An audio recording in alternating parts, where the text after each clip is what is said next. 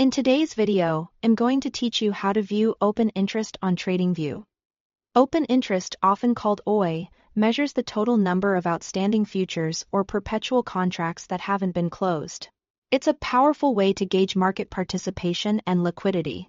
Rising open interest suggests more traders are entering positions, while falling open interest points to positions being closed and liquidity thinning. With that in mind, let's set it up so you can see it clearly on your charts. Start by opening the right kind of chart. Open interest is tied to derivatives, so you'll want a futures contract or a crypto perpetual swap, not a spot market. For example, if you are looking at crypto, choose a perpetual pair like Binance BTC2S.P, or if you are trading traditional markets, pick a listed futures contract for the asset you follow. If you don't see open interest for a symbol, switch to a different contract or exchange listing that provides OI data. Next, go to the top of the chart and click the Indicators button. This opens the searchable library of built-in tools. In the search bar, type Open Interest. You'll see a built-in indicator labeled Open Interest. Select that one to add it to your chart. Once added, the open interest plot appears in its own panel beneath your price chart. This separation is helpful because OI has a different scale than price, and seeing it below keeps everything readable. Take a moment to customize the display so it's easy on your eyes.